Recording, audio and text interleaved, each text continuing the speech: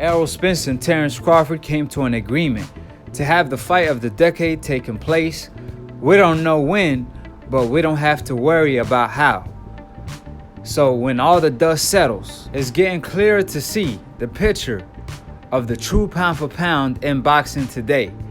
And the winner of that fight in particular will definitely be pound for pound, no question. Terence Crawford is already pound for pound number one, at least according to new media. And on the other hand, the truth is the number one welterweight and top 3 pound for pound today. So that being said, we're going to get straight to what both of the fighters had to say. Now, obviously, Terence Crawford yesterday, he came out straight blasting Errol Spence. And when you're on the coincidental list, that's the only time a fighter get critiqued for calling out another fighter on the top 3 pound for pound. It just doesn't add up if y'all want to see fighters call each other out. And then when Terence does it, he damned if he do, damned if he don't. So Errol Spence, the truth, has something to say. He probably was taking a nap during that time. Woke up, saw the bud smoke, what he been saying on social media, and he had to get his 2 cents in. And just like I've been preaching, you could tell Errol Spence is the truth by the way he responded and how he carried himself. So Errol Spence responded by stating, and I quote, "It sounds good, only time I hear your shit is social media. Don't act like a boss now, like he don't handle your shit. We've been told your handler, Bob, what it takes to make it happen. I don't choke off smoke, dude." And that was strong words by Errol Spence, because he told Terence that he has a boss, and he already told his boss what time it is and what to do to make the fight happen. And Errol also had more to say. He responded to another Bud tweet by stating, "Fight not gonna get made on here," with the emoji eyes lurking to the right where the WBO strap is most likely at. And then not too long after, Terence Crawford tweeted, and Errol Spence retweeted that tweet in particular, where Terence stated, "Errol Spence is a cool dude on some real shit. We both agree the fight will happen." And that's well said from a true champion, and retweeted by the truth. Like I stated earlier, I'm not too sure if the truth called Bud and told him, "Calm down. You making all this commotion. You like a psycho dude going on the street looking for some smoke. I'm telling you, the fight gonna take place. It's a matter of time." Maybe that's how the conversation went. However, if it didn't, Terence Crawford still got the memo. So that being said, Errol Spence versus Bud Crawford was actually supposed to take place 2020. However, because Errol Spence got into a car accident, it kind of delayed a lot of the plans that Al Heyman had in plan for Errol Spence. So Bob Arum already met with Al Heyman, and they had that fight planned out with the Wilder versus Fury fight. So I don't know what's the whole commotion about. Like, we already know the cloth that both of these fighters are cut from, so we don't have to worry about it. All we hope is that the Canelos and the Gennady Golovkin could follow that blueprint. But that being said, how y'all doing, ladies and gentlemen? Pieces and blessings upon all my Akhis and all my sisters out there. Welcome to Akhi TV, whatever you want to call it. Subscribe below if you're trying to get smart about a minute. If you're trying to get dumb about a second, don't. And listen to these casual fans / old media.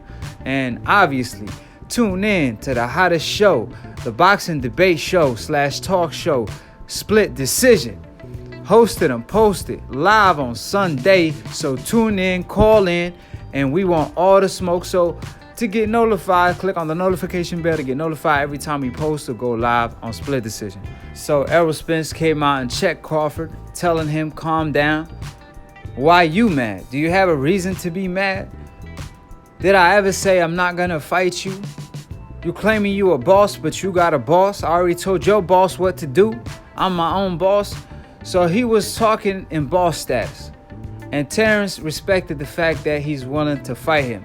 And like I said, it's funny because Terence is the only fighter that get critiqued for calling out a pound for pound fighter that won the Porter fight. Meanwhile, on the other hand, Errol Spence get critiqued coming off an accident, and they want him to face Terence the Bud Crawford next when he's like pound for pound number one?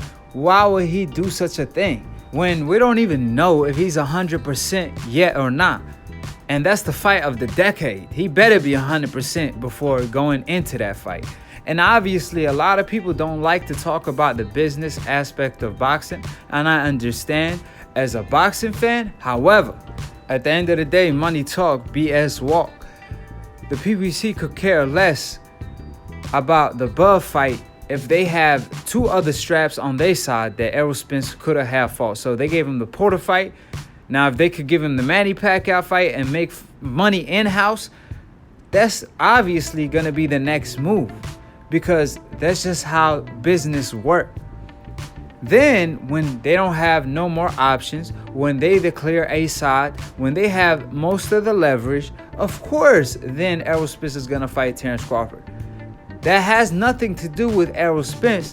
That's more so the network, PBC, because it's a brand just like ESPN and Top Rank. PBC on Fox, they want to stay here for the long haul, for the longevity. So obviously, they looking at the big picture. Meanwhile, the boxing fans want things at the moment, not at the right time. But in business, there is a right time. That has nothing to do with an Errol Spence, like I stated. If Bud wanted to force the fight right away, he should have signed with the PBC. And that's why a lot of people said he made the wrong decision when it came to that. However, if Bud Crawford feel like that he made the right decision and ESPN is the right decision for him, because he doing something right for having the highest views on any network television when it comes to the sport of boxing.